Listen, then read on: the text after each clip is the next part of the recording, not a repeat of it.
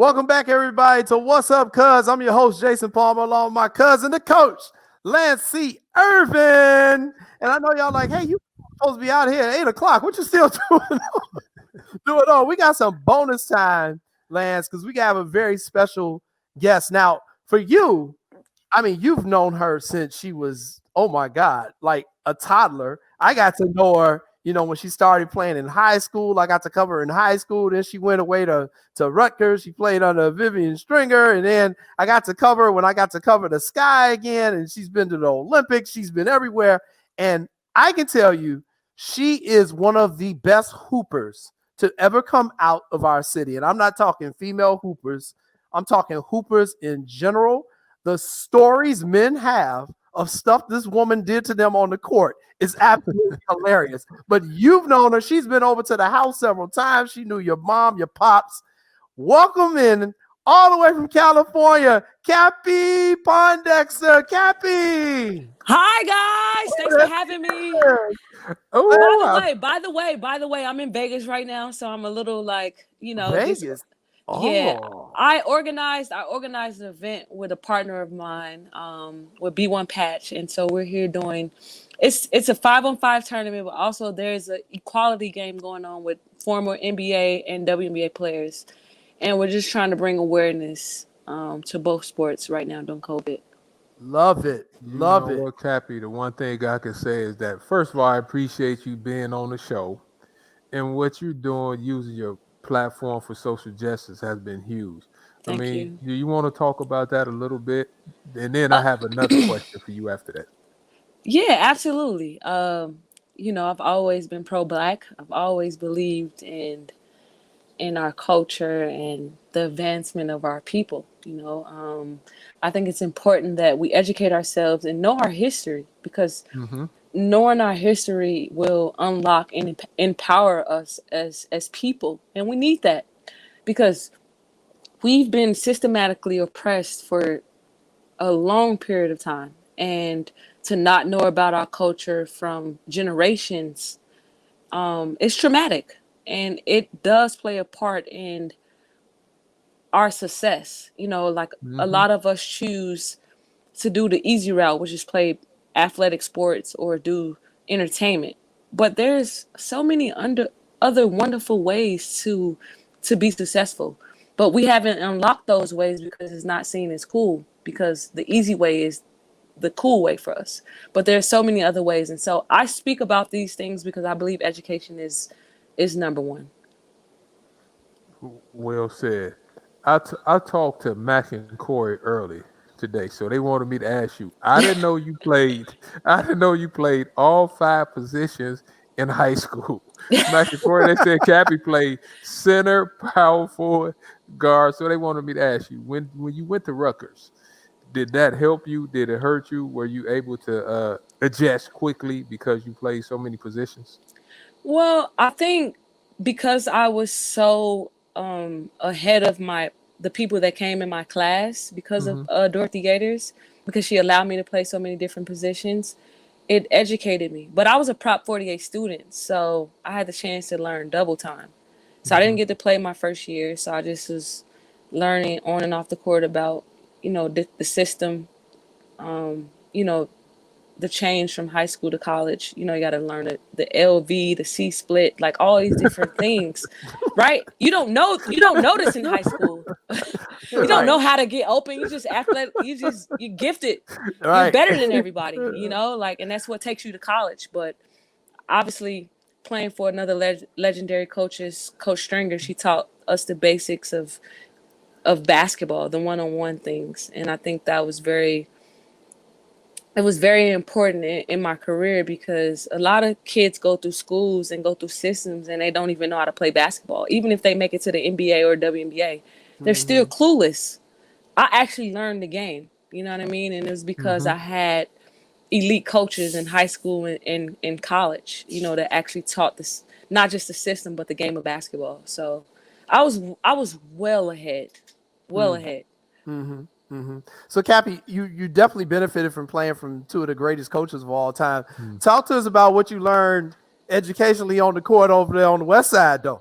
Because I know Well, that big part of your game too, Cap. Come on now. well, I learned in the Austin YMCA, if you want to stay on the court, you got to defend yourself. If you want to play on the South Side, you got to defend yourself.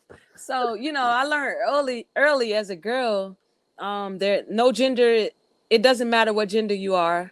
If you can play basketball, you can play on the court. And the guys, I love the guys so much because I wouldn't be who I am, and I wouldn't accomplish anything without them. Like, they were so hard on me. You could take it though. I was able to take it because I was so determined to be successful, and I wanted to play a professional sport. I thought I was going to play in the NBA. That's what I thought, obviously. But when the WNBA came around, it was just like, okay, I have a platform for myself, and I want to accomplish this. And the guys were so supportive. Every time I was in the gym, they made it a point to say the same thing that I was putting out there, that they were going to make me successful. They were going to make me better. And like every time that I give these interviews and I talk about the success and everything that I've accomplished, like I can't even imagine not saying the guys were a part of it, because they absolutely were. Let me ask you this, Cappie. I cannot have you on here and have you not talked about the two coaches that probably meant the most to you.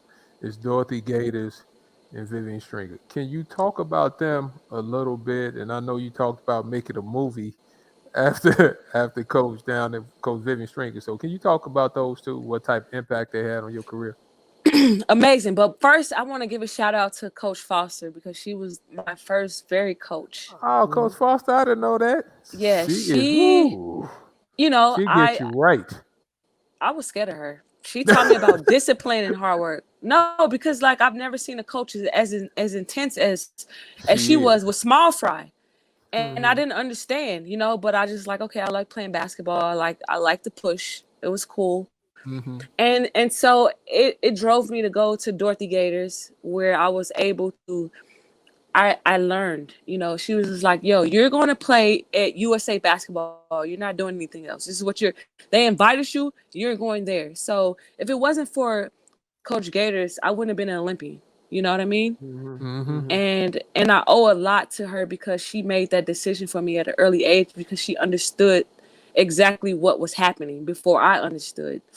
And see, Coach Stringer was a pioneer, because she not only taught the game, but she taught the importance of being an African-American female in the business of being a professional athlete. And I understood later, as she was kind of teaching and me going through the process, I didn't really understand, you know what I mean? So it was a little different, but I mean, they were both significant in my life. Like, I mean, they're Hall of Fame coaches, and I wouldn't be who I am. I wouldn't have done or accomplished anything if it wasn't for them, because they were so knowledgeable. They love the game of basketball, and when you love the game of basketball, it can take you anywhere.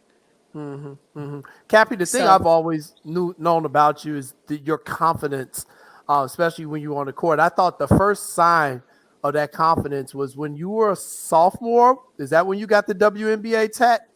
You were a sophomore? It was like a sophomore or junior. Yeah. And I was like, wait a minute. She put that on her arm now? Like, okay.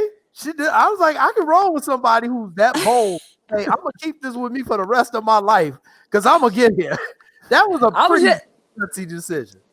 So like 30 minutes ago, literally, I was just talking to Cynthia Cooper downstairs in the hotel, right? And she was just like, yo, when I saw you got that tattoo, I was like, yo, she's a baller. And I was just like, I got this tattoo because my mom was like, okay, you can get a tattoo when you're 18, when you turn 18.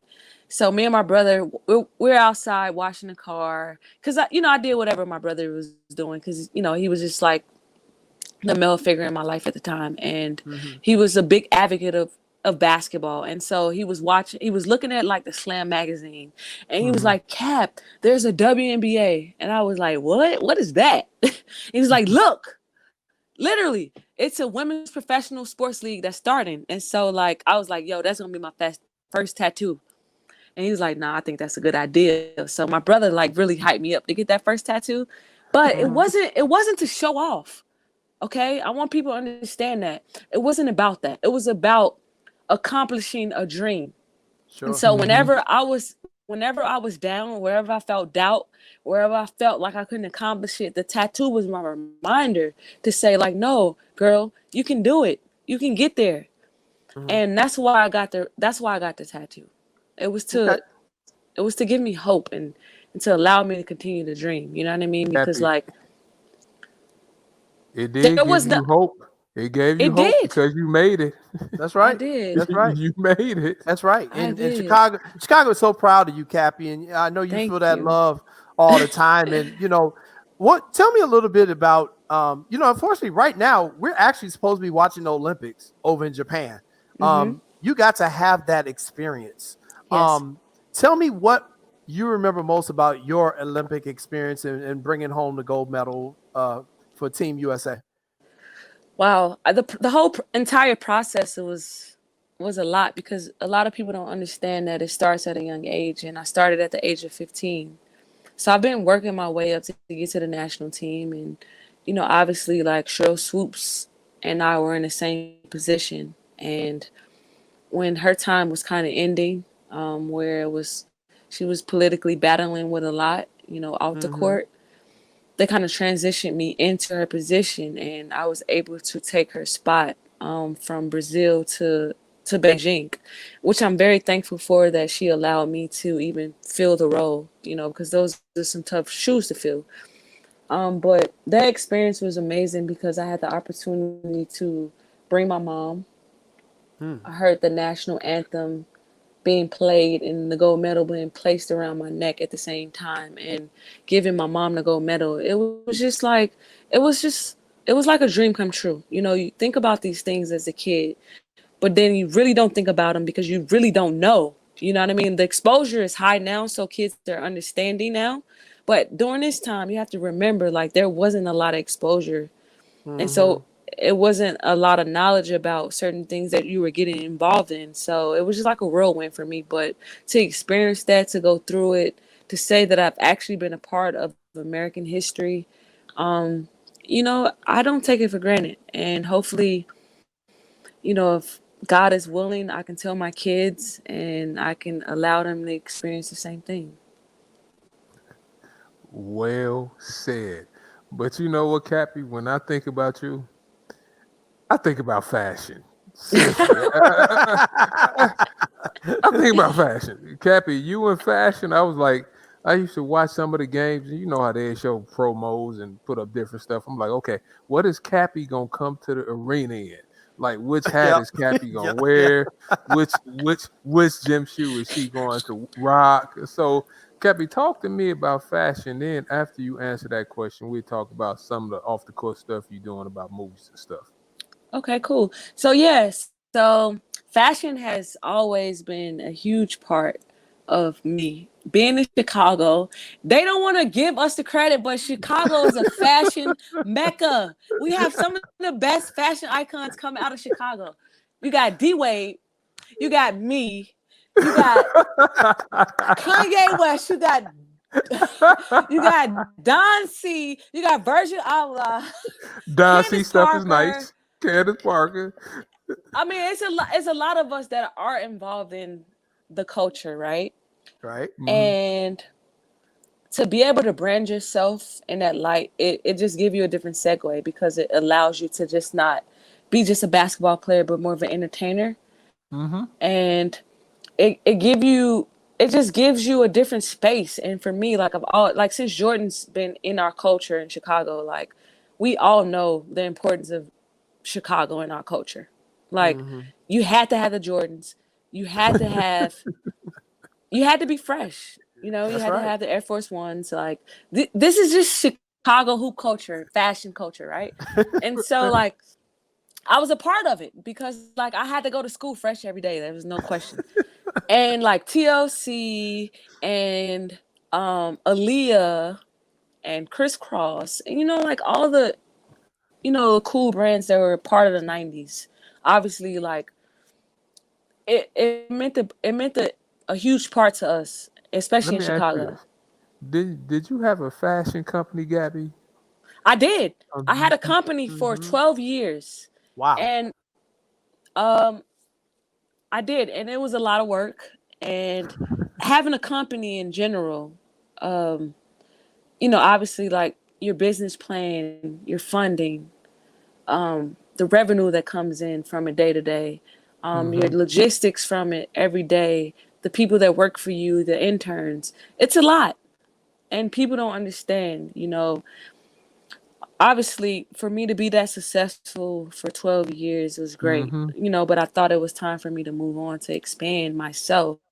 And I was ready to move on and do other things, but my company is still the company that I had is still relevant, it's still happening. It's Mm-hmm. based in Good. New York, Four Seasons Style Management. It was an integral part of my career. It allowed me to penetrate in New York and create a whole different atmosphere of what fashion is all about. I learned so much. I met so many designers. I was able to do so much. But, I thought it was just time for me to part ways. And now, you talked about the movie, and, you know, obviously I moved to LA, and now I'm ready to just do other things. Like I think the film industry kind of reminds me of how I felt when I first got into basketball. Mm-hmm. The creativity behind it, and I'm still learning. There's so much for me to learn, and I'm excited about it. And I haven't felt that excited since I started basketball, from the very beginning. So I'm looking forward to see what I really do in the film industry, to creating Sure. these stories. Mm-hmm. And we're looking forward to. And so, I mean, my story on Cappie and fashion. So I'm the Sky Beat reporter for the Crusader, and the game is the Sparks in the Sky. And I got all these other reporters here telling me about the game. I was like, y'all don't even understand. The battle is going to start on the walk to the locker room between Candace and Cappie because I know both of them. I like they both about to try to outdress one another Cappy because saying it wasn't a battle though, but go ahead. that's just how they roll. And so, Yo, I love Candace. Don't do that. so Cappie walks by me and all the other reporters, and they're like, "Man, what was that? That chick that just walked by?" I was like, "That was Cappie when she decided she wanted to dress." They were like, "What?" I was like, "Yes, that was Cappie." But anyway, Cappie, so you're now going Hollywood here. Tell us a little bit about some script writing you're starting to get into. Yeah. I just believe, like, when obviously, like, basketball plays a huge role in whatever you do. Like, you can pick avenues or whatever, like whatever it is that you want to create after you're done playing. And Mm-hmm. so, like, you find these, like, I've been retired going on 2 years now, so I've been trying to find things that, I've got into CBD, I've got into investments, Good. with venture capital companies. It's been a lot of things that, like, I've been involved in, but in terms of, like, fueling that passion that you have and finding that spark, you want to find the things that match that. And for me, my only thing that I can match it with is basketball. And so, like, the film industry and creating these films has something that has really sparked my interest. And a lot of people don't know that I was in a very high profile relationship at a very young age, with a very terrific individual by the name of Leon Smith. And Mm-hmm. obviously, we had some tough times. We were both young. We were both recognized highly at a very young age, and so there are things that we didn't know, um, whether it was friends or family or people that just didn't care, that we allowed in, and I think it really hurt our relationship. And we were we were forced we had a very we were forced to deal with a lot of things, at a very young age. And by him not having a family and me having a single parent mom, we had to learn things on our own. Here you have a guy that get drafted out of high school, and he has all these millions of dollars, and you have all these people that are, around all of a sudden. And then you have Mm-hmm. me, same promising person, but have to go through a longer process to get to those dollars, and it's still the same thing. And then we have love, Mm-hmm. and it's a lot. When you're 16 and 18 years old and you're dealing with all of this pressure, you can't deal with it really. You know what I Mm-hmm. mean? You really Mm-hmm. can't deal with it. So I want to create a story that allows us that we can heal. We can heal from it. Just not from ourselves, but we can heal other people as well, because domestic violence is a real powerful thing. And a lot of people get on me because I'm saying, you can't just blame the person. It's two sides. It takes two people Mm-hmm. to tangle, and you just can't blame one person. You can't blame him. You know what I mean? And I want Mm-hmm. people to understand that, because a system failed him at a early age. Mm-hmm. Mm-hmm. And yeah, I just want to talk about these issues because it's important. Gotcha. Leon was a great individual, and I want people to understand how wonderful he was as a young human, facing all the things that he had to deal with. You know what I mean? Yeah. Mm-hmm. And Yeah. I think it's gonna be a great story. So, like, when you think about love and basketball, right? Sure. We know That's a this Yep. classic. story. Mm-hmm. It's a We great don't. We story. know. We know how great love and basketball is. So it's with a little twist now, but at the same time, it's a healing twist. It's to heal generational traumatic situations that we're all faced with in the hood. You know what I mean? We Mm-hmm. just two Yeah. hood kids that made it out. You know what I mean? Like, I never talked about the situation. I went on to college to be successful. You know what I mean? And I didn't blame him for anything. Mm-hmm. And I want people to know how wonderful he is as a man, because he Gotcha. really Right. was an amazing man. Right. And Cappy, you was that relationship became very public. Um, Hmm. it got a lot of coverage in Chicago. And my whole thing was, at the time, I was not a journalist at the time, but I was like, we're talking about kids here, y'all. They're gonna make mistakes in relationship. I know people in their 30s and 40s just having mistakes in relationship. I like, but these are 16 to 18-year-olds, as you just said. Why are we publicizing this? And it's tough, Cappy, because many of us, you grew up, we all grew up with you, and you grew up in a Mm-hmm. very public space. What was it like for you growing up at that age of 15 and 16 and having your whole life basically being put on the front page of the newspaper on a regular basis?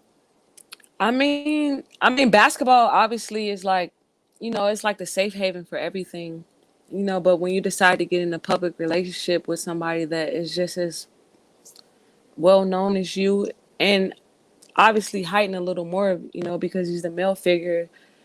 It's a lot to deal with. You know what I mean? Like, Leon was a guy that everybody knew that he loved basketball, right? And we knew that he had potential, but if he really wanted to tap into his greatness, like, he could have been really, really great. But Leon never really wanted to tap into that, because he was more afraid of his friends. He wanted to save his friends, and a lot of people don't Mm-hmm. understand that. He wanted to bring his friends with him, Mm-hmm. but his friends couldn't go.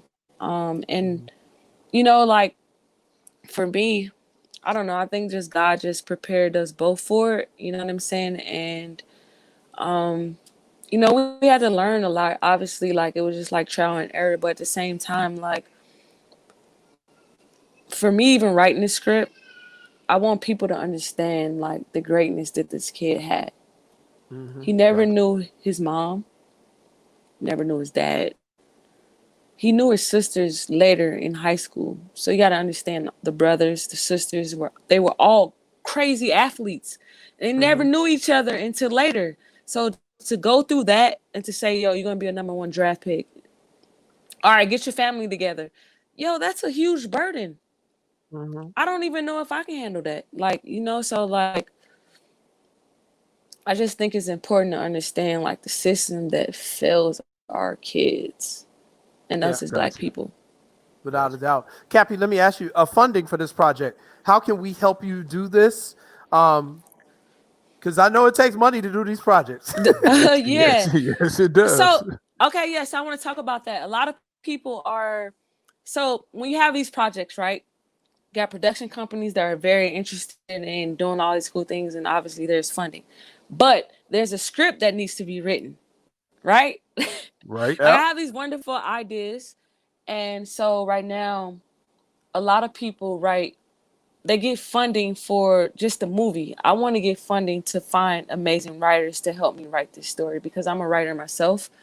I went to school for it. You know, I was a history major, sociology major, you know, for reading and writing. So basically I need funding to find amazing writers that kind of understand the narrative that I'm trying to create and are also willing to sell a script. Because, you know, in Hollywood, it's a little different. You know, when you write a script, most people say you got to write the script to sell. And if you're not writing the script to sell, it's not going to be a great script.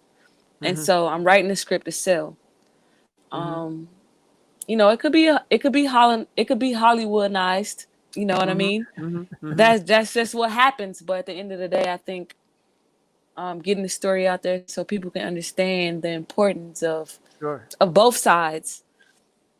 Yeah, I think it's important. So if you go to my page on Instagram, you can find a link in my bio, and you can help me fund to get writers. Because for me, that's the most important thing.